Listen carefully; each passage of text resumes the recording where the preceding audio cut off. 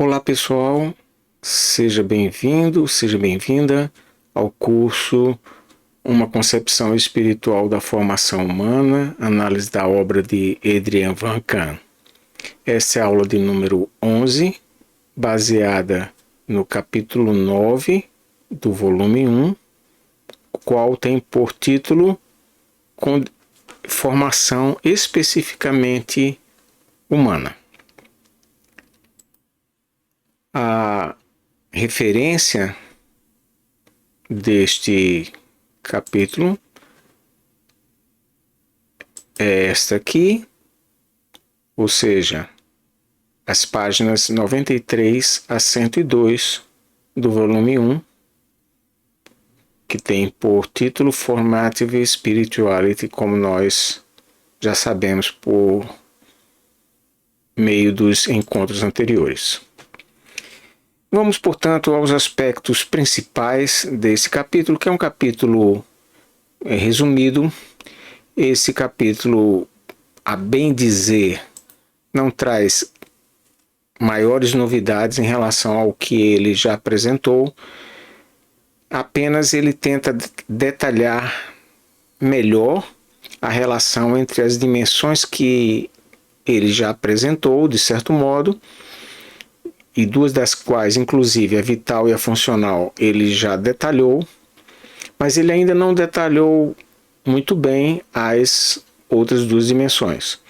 Então, ele, ainda sem detalhar plenamente bem a dimensão transcendente e a dimensão sócio-histórica, ele vai fazer uma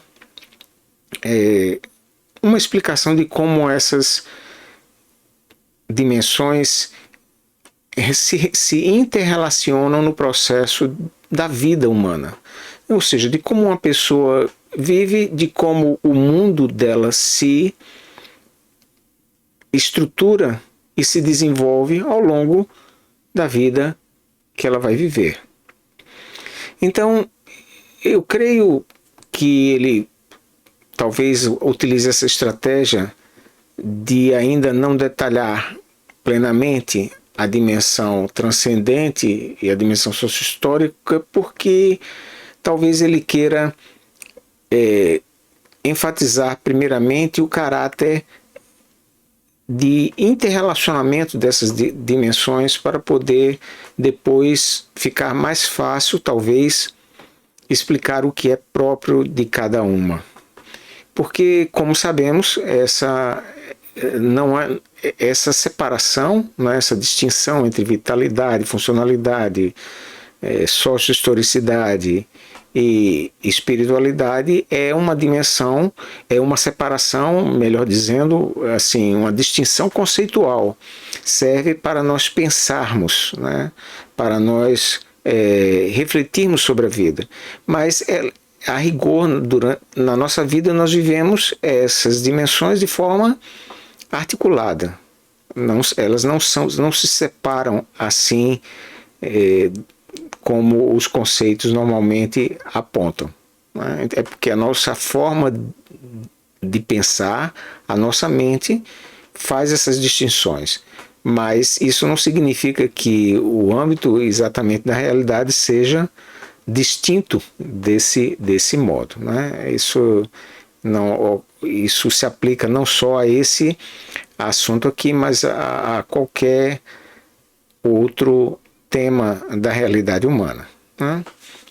Então, como esse capítulo fala do aspecto que é específico da formação humana, ele vai tentar justamente pôr a ênfase nisso. Então, o que é específico? Então, primeiramente, ele vai dizer o que não é. Por exemplo, as dimensões vital e funcional não são especificamente humanas. Né?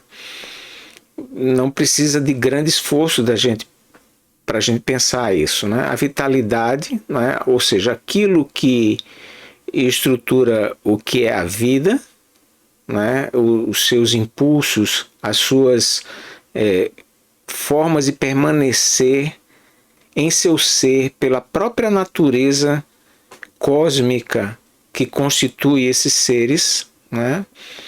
que é próprio, portanto, do sentido de vitalidade, isso não é exclusivamente do humano.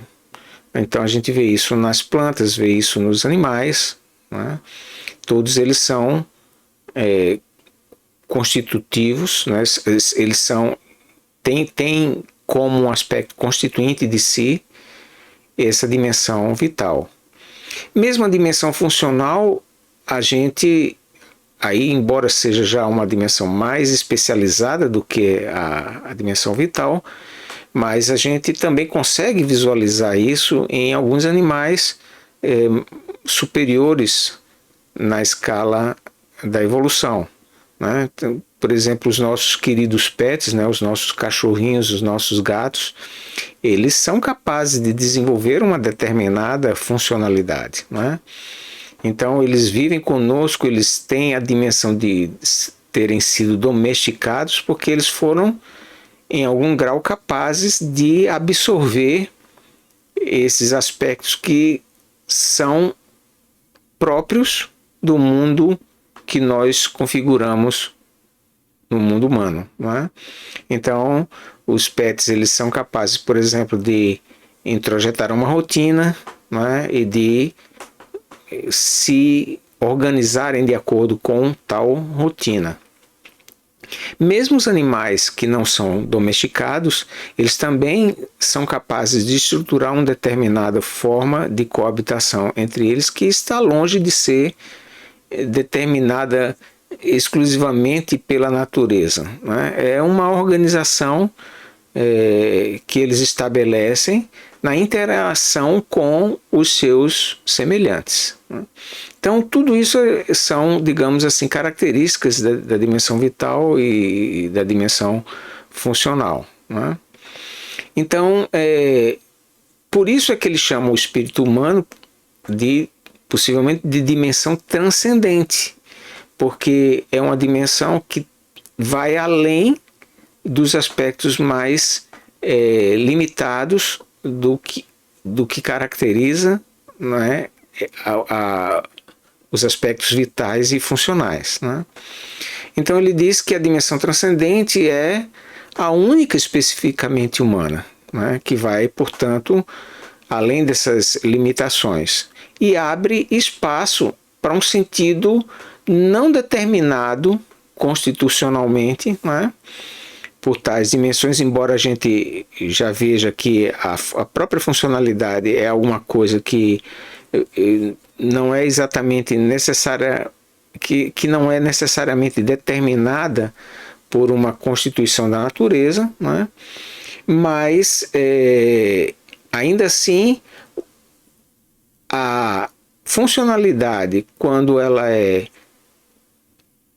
permeada, inspirada por essa dimensão do espírito humano, ela se enriquece em um grau que os animais, por exemplo, não são capazes de desenvolver, né?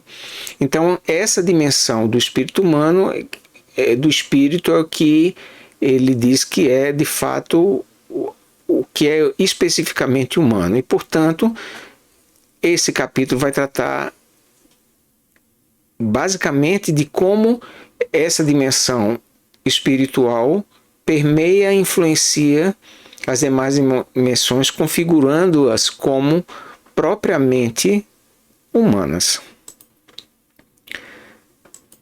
Então,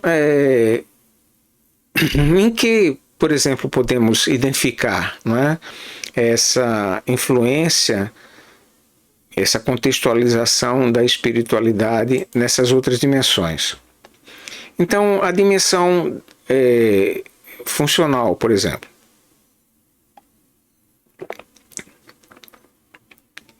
Então, ele afirma que mesmo que a gente não leve em consideração a presença do espírito, e há muitas pessoas de fato que essa categoria sequer se põe como constituinte do seu pensar, ainda assim a dimensão funcional ofere a influência disso que nós chamamos espírito humano, né? Ela está permeada e orientada por esse espírito, ainda que não haja consciência plena sobre isso. Então, a gente pode pensar isso não apenas do ponto de vista de um sujeito, mas principalmente na sociedade, né? Então, tudo aquilo que, principalmente nós, na sociedade do século XXI, os últimos séculos, né? Mas principalmente século XX, século XXI, até para nós muito difícil, se não impossível, pensar a nossa própria inserção no mundo sem expressões, manifestações tangíveis do espírito humano, né? Então a gente vai ver mais adiante aqui o aspecto, por exemplo, da tecnologia, né? Isso que estamos utilizando aqui agora, você está acessando uma gravação que foi feita dias atrás e está podendo ouvir minha voz, né? Acessar conteúdos dessa obra, desse autor. Tudo isso há uma, digamos assim, a presença objetivada do espírito nesse processo, né? Como embora o autor não mencione, como o pensamento hegeliano do filósofo Hegel organizava, né? Assim, estruturava o modo de realidade como uma objetivação do espírito, né? Ele reconhece que há um risco, né? E aí é um risco para o sujeito, não é um risco exatamente para a sociedade, mas para o sujeito, quando o sujeito ignora completamente essa capacidade do espírito permear todas as dimensões em que o sujeito vive e fechar-se numa experiência que ele denomina de um isolamento autárquico, né? Fechar-se em si mesmo, né? Com base nas características funcionais que ele tenha desenvolvido, né? Então, pensando aqui a dimensão funcional, conforme vimos em capítulos anteriores, não é? No sentido amplo, isso não se limita a uma profissão, nada disso, né? A dimensão funcional aqui é tudo aquilo, por exemplo, que nós utilizamos para mediar o mundo, não é? Para sermos mediados e para mediarmos o mundo, não é? Tudo isso é dimensão funcional. A língua que falamos faz parte da dimensão funcional e assim por diante, não é? Então uma pessoa pode ter uma constituição funcional tão complexa, não é? Claro, todos nós temos uma dimensão muito complexificada dessa dimensão funcional, mas alguém pode fechar-se em tal dimensão achando, por exemplo, que isso é tudo que o constitui, né? Isso ocorre muito, por exemplo, no campo intelectual, né? É muito fácil um pensador, por exemplo, fechar-se em uma teoria, fechar-se em uma visão de mundo, né? Um ideólogo fechar-se em uma visão de mundo. E mesmo um praticante espiritual fechar-se em uma concepção do que ele julga que seja a espiritualidade, né? Então, o próprio Van Kam aponta esse risco, né? Não é porque uma pessoa esteja estudando temáticas da espiritualidade que ela está isenta desse risco de se tornar fechada em uma organização autárquica, né? E pensar que aquilo, pelo conteúdo que ela pensa e reflete, ela está digamos assim, orientada, sintonizada com o espírito, né? A funcionalidade é bastante sofisticada e muitas vezes de um modo não muito visível, ela pode enrijecer determinados modos de funcionamento, né, desde os mais rústicos aos mais sofisticados, até que a pessoa fique presa naquilo ali. E ao invés de, por exemplo, estar aberto à experiência do que é o espiritual, enrijecer-se nos modos pelos quais ela já concebe o que seja espiritual ou não espiritual. Né? Então é muito comum vermos pessoas se tornarem dogmáticas, não é? Por conta do enrijecimento funcional da sua constituição mental, do seu modo de estar no mundo. Então ele enfatiza, por exemplo, que todas as dimensões, inclusive a dimensão transcendente, o espírito, né, eles também são modelados historicamente. Né? Então, o estar presente na história influencia o nosso espírito, influencia o modo como funcionamos e a própria nossa vitalidade. Né? Então, para ficar em um exemplo simples, né? Então, determinados alimentos estão disponíveis numa cultura e não estão disponíveis em outra. Um bebê que chega ao mundo, tudo bem, o leite materno é uma coisa quase que universal, embora a gente já saiba que há bebês que se desenvolvem sem nunca terem ingerido leite materno. Né? Mas suponhamos que isso possa ser universal. Mas tirando isso, a constituição do que é alimento em diversas sociedades e culturas muda enormemente. Então, quer dizer, até no âmbito da nutrição da vitalidade humana, a historicidade vai intervir. Né? Isso também atinge a dimensão do espírito humano. Né? Então, o modo como pensamos, as inspirações, os valores, eles têm que estar em alguma sintonia com o modo como nós vivemos. Né?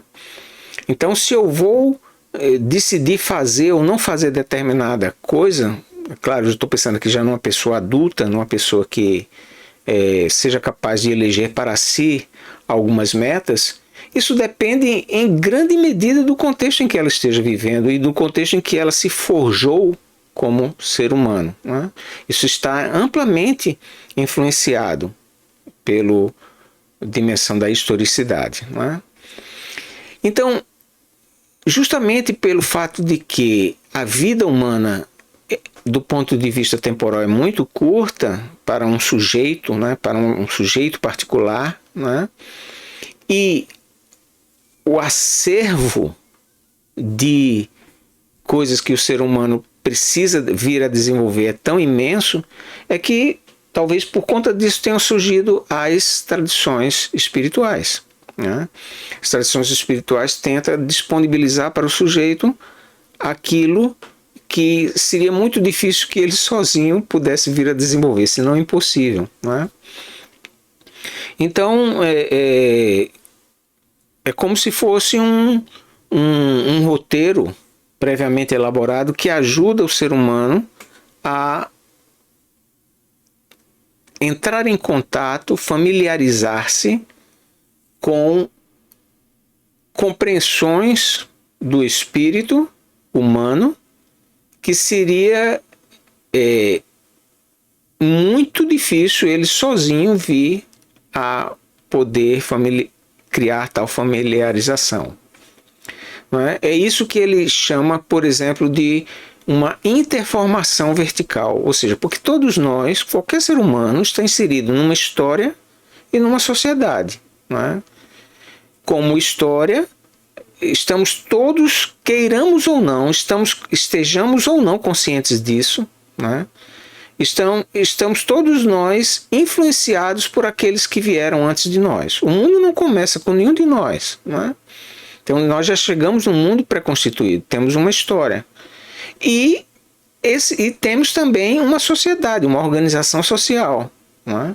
Que também não se modifica nem 1 milímetro pela chegada de um ser humano nela. Né? Ao contrário, esse ser humano individualmente é que vai ter grandemente que se adaptar às estruturas socialmente existentes, né? Claro que a sociedade também se modifica com a chegada dos novos membros, sim, mas isso é em uma escala muito menor do que esses novos membros terem que assimilar as estruturas já existentes, não é? Então não é uma troca igual, claro que não, né? Então, por conta disso, há as tradições espirituais, né? Apesar disso, o autor também fala, né, a importância de a vida ser vivida pelo sujeito com consciência, porque nem tudo que essas tradições espirituais trouxeram e que foram construídas ao longo de vários séculos, né, nem tudo talvez seja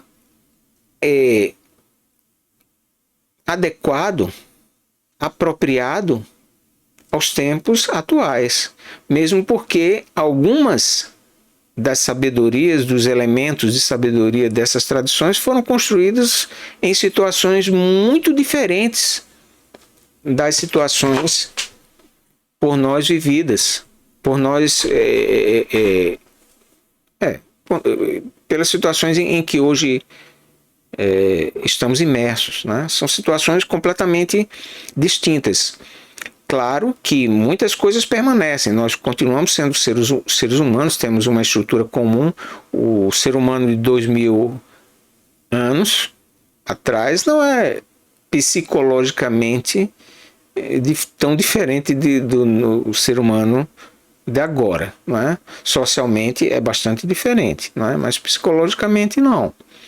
Então é preciso que seja sempre, em cada momento, a própria autoconsciência espiritual ser exercida para que haja um arrazoado sobre o que dessas tradições continua sendo válido e o que não mais seja assim, né? Então ele também mostra que, como expressão como expressão da presença do espírito na conformação do mundo humano, né? Outro exemplo é a arte e a tecnologia, né?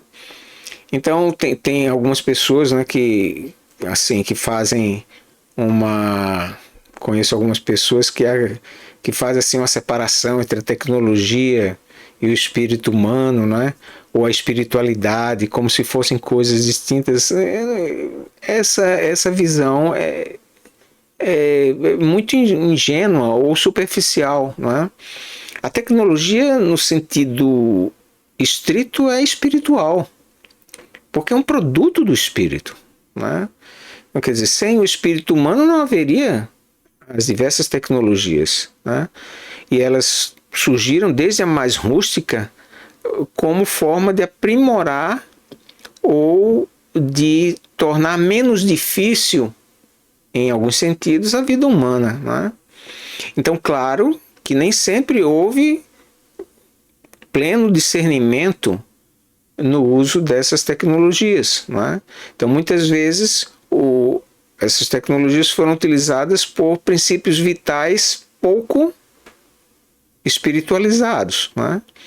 Então, naquela cena, né, daquele filme clássico, né, 2001, Odisseia no Espaço, por exemplo, tem uma cena, né, e o diretor, né, o Stanley Kubrick, faz uma relação bastante interessante, né, entre uma situação bastante avançada na humanidade do ponto de vista tecnológico e uma situação bem primitiva na humanidade, quando os grupamentos, né, matavam um grupo matava o chefe do outro, né, com um pedaço de pau, uma batida na cabeça, né? Então, assim, ali era, por exemplo, o pau está sendo utilizado ali como uma arma, né? Aquele pedaço de madeira batendo na cabeça do outro está utilizando como uma arma, uma tecnologia, né? Mas com um propósito bastante egóico, né? De aniquilar aquele que era visto como uma ameaça ao grupo, ao outro grupo, né? E aí, portanto, a tecnologia imediatamente obedece a há uma força vital pouco esclarecida, né? Todavia, também desde o início, a tecnologia surgiu da, da ideia do espírito humano tornar a vida também mais confortável, né? A gente pode pensar a terra, né? É, por exemplo, um arado, né? A um boi, né? Pela força física do boi, muito maior do que a de um ser humano, poder abrir sulcos com mais facilidades na terra e assim por diante, não é? Até chegar a essa tecnologia que estamos aqui utilizando, né? A microeletrônica, a telemática e assim por diante, não é? Tudo isso é expressão do espírito humano, não é? A arte também, não é? E ele diz às vezes que ele diz no texto que às vezes a grandeza da arte está justamente quando, digamos assim, ela expressa o mistério original daqueles povos que tentavam registrar, não é, para comunicar a outrem ou simplesmente para expressar aquilo que pensavam, né, começavam a objetivar pensamento através de imagens, não é? Então era uma espécie de uma tentativa de representar um mistério simbólico que aparecia para aquelas mentes daqueles seres humanos ou proto-sapiens, não é? No nascedouro da história humana, não é? Então a arte, de um certo modo, quanto mais, digamos assim, às vezes ele diz que quanto mais ela tenta ser intelectualizada, às vezes ela perde um pouco essa aura, né? Então, mas seja como for, né, tudo isso é expressão do espírito humano, né? Qual é o desafio para o ser humano? Enraizar isso, né, e tornar isso de forma, de um modo não contraditório em si mesmo, né? Integrar-se, ou seja, realizar a difícil tarefa de integrar nossa vitalidade, nossas habilidades, capacidades, ambições funcionais, nosso espírito e as condições socio-históricas em que vivemos. É uma tarefa grandiosa, sem dúvida, não é? E às vezes tornada mais difícil quanto mais se complexifica o mundo ao nosso redor, não é? Essa tarefa sempre foi difícil, não é novidade essa dificuldade, não é? Mas cada vez que aparecem mais elementos, quer dizer, é mais uma condição a ser aprendida nessa e considerada nessa grande equação de integrar tudo isso na vida humana, né? E de um modo conectado, ou seja, apropriado à realidade em questão, né? Então hoje, por exemplo, ficar bem uma situação bem simples, né? Não utilizamos mais carruagens, não é? Nas cidades modernas, não é? Há 100 e poucos anos ainda se utilizava isso, não é? Hoje o deslocamento é feito de outro modo, né? Talvez daqui a 100 anos seja, inclusive, de outro modo, bastante diferente do atual, né? E, portanto, se você quiser realizar determinados tipos de deslocamentos, você tem que considerar as condições atuais, não as condições de 100 anos, né, atrás, e assim sucessivamente. Eu estou falando um exemplo simples aqui, mas isso passa até pela língua, a linguagem que a gente fala, né, os costumes e assim por diante, né? Mas há também o desafio de enfrentar os estreitamentos que a sociedade contemporânea impõe, né? Cada sociedade cria suas facilidades e cria seus obstáculos também, né? Então, às vezes, por exemplo, estou aqui adiantando, mas não, é uma coisa que precisa ser ainda pesquisada bastante, não é? Mas é visível que o nível da digitalização da vida humana atualmente, com as novas tecnologias proporcionadas pela internet, microeletrônica, redes sociais, e assim sucessivamente, os algoritmos, né? Isso tem afetado grandemente a forma da sociabilidade humana, inclusive na sexualidade, nas relações afetivas e assim por diante. É imenso o desafio para o ser humano integrar tudo isso numa vida que seja apropriada às condições em que ele está inserido. Bom, então uma apreciação dessa reflexão empreendida pelo autor, não é? Está claro, e isso não é novidade específica desse capítulo, né? Um conceito alargado de espiritualidade, né? Então já tinha chamado a atenção anteriormente, em aulas anteriores, né? O sentido de espiritualidade que o autor trabalha é um sentido bastante amplo, né? Muito diferente de alguns estreitamentos de algumas pessoas que têm alguns conceitos prévios para definir do que seja espiritual, né? Ele não se pauta desse modo, não, né? Então, no sentido amplo, tudo está permeado pelo espírito, né? Que estejamos conscientes ou não. Ele põe ele restringe, talvez, né? Então a palavra talvez não seja essa, mas assim, ou diminua a capacidade de permear, de influenciar do espírito apenas em características vitais que nós herdamos do que ele chama de pré-formação, do mistério pré-formativo, né? Essas talvez sejam as únicas partes em que o espírito não tem condições de penetrar suficientemente, não é?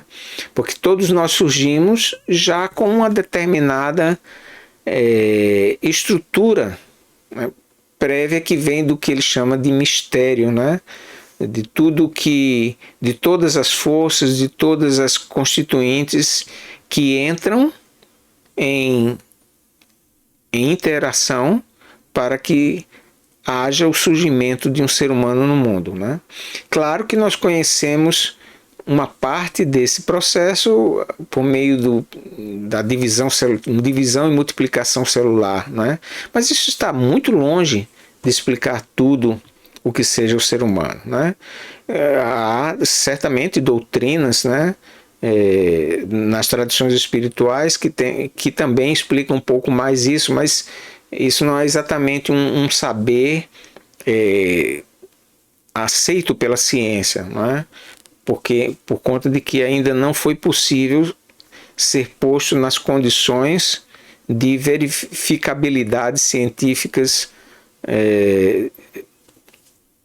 mundialmente aceitas, né? Então, de todo modo, ele chama isso de um mistério, né? Então, há essa dimensão, ou melhor, esses aspectos da herança pré-formativa constituinte da dimensão vital, esses são pouco passíveis de serem iluminados pelo espírito. Mas, tirando isso, todas as demais, né, dimensões são passíveis e estão permeadas pelo espírito humano, né? Mesmo aquelas que consideramos bastante, às vezes, distintas, né? Como já mencionei aqui o caso, como a tecnologia, né? E assim sucessivamente. Tudo isso é espírito humano objetivado, né? Então ele volta a ressaltar, eu estou aqui também realçando essa ênfase que ele pôs em mais de uma vez ao longo do capítulo, né? No risco de alguém identificar-se tanto com as estruturas funcionais e sócio-históricas que o constituem, a ponto de isolar-se de qualquer possível influência, interferência daquilo que não esteja pré-constituído em sua funcionalidade. Né? Então, na prática, isso se expressa em um autocentramento, né, que pode ser de diversos tipos, né, desde um autocentramento estritamente relacional, né, a pessoa que tenta ou se considera, né, muito superior ou que não necessita de ninguém, não é? Ou o caso do narcisismo puro e simples, não é? Isso vai também, chega às dimensões intelectuais, não é? Ao grande pensador que supõe que sua teoria, seja ela de que natureza for, diz o que o mundo é, não é? E só consegue ver o mundo por meio de sua teoria. Claro que todos nós temos os limites de nossa visão, né? Nenhum ser humano, absolutamente nenhum, e nenhuma teoria, absolutamente nenhuma, vê o mundo tal qual é, né? Todos eles estão determinados, estão dentro de determinados limites, né? Certamente, né? Mas por isso mesmo é importante ter a consciência de que vejo por meio desses limites aqui. E guardar uma certa abertura de possibilidade de que esses limites possam vir a ser alterados. Né? Se surgir algo que se mostre relevante para mim e que eu veja que isso não estava pré-constituído no meu modo como eu estava acostumado a ver a realidade e o mundo. Né? Então, é importante ter consciência desse risco de isolamento, né? Porque, em última instância, isso é o que faz com que a gente seja incapaz de aprender, né? E de se desenvolver. Porque a gente está tão envolvida, né? A gente está tão centrado naquilo que julgamos que diz o que o mundo seja, o que a realidade seja, que não nos desenvolvemos, não tiramos o envolvimento dessa espécie de bolha, não é? Para ver fenômenos não alcançados por esse prisma de visão que tenhamos cultivado para nós mesmos. Né? Por último, eu faço uma pequena crítica aqui ao autor, porque ele fala desde o início no capítulo que o aspecto do espírito é aquilo que de fato caracteriza o especificamente humano nessas dimensões, né? Diferente da dimensão vital e funcional que há em outros seres. Né? Todavia, mesmo ao longo do capítulo, o autor enfatiza também muitos dos aspectos da dimensão sócio-histórica. Né? E precisamos também dizer que essa dimensão sócio-histórica é especificamente humana. Né? Por mais que gostemos dos nossos pets, assim, não há muitos sinais de que eles tenham a capacidade de reflexão histórica, né? De entendimento do que foi a sua história, assim por diante, né? Então eles se criam um vínculo afetivo exatamente conosco, né? Mas esse vínculo está basicamente configurado pelas estruturas vitais e funcionais que ele estabelece conosco, mas ele não tem uma capacidade de refletir sobre o próprio gênero de que ele faz parte e as relações que esse gênero estabelece com outros gêneros, inclusive com o gênero humano, por exemplo, né? Ou seja, o próprio gênero não se torna objeto de sua reflexão, né? A dimensão socio-histórica, portanto, é especificamente humana também, né? E como ele mesmo diz, também afeta profundamente o modo de funcionamento do espírito humano, né? O espírito humano está sempre também em relação com uma estrutura histórica e social. Né? Esse aspecto poderia ser mais bem enfatizado por esse autor aqui, e ele não fez nesse capítulo. Né? Esse é um ponto que eu acho que merece essa observação. Agradeço mais uma vez sua atenção e consideração para com esse curso, e nos próximos capítulos vamos ver com mais detalhamento a caracterização que ele vai fazer da dimensão transcendente. Um forte abraço para você. Tudo de bom.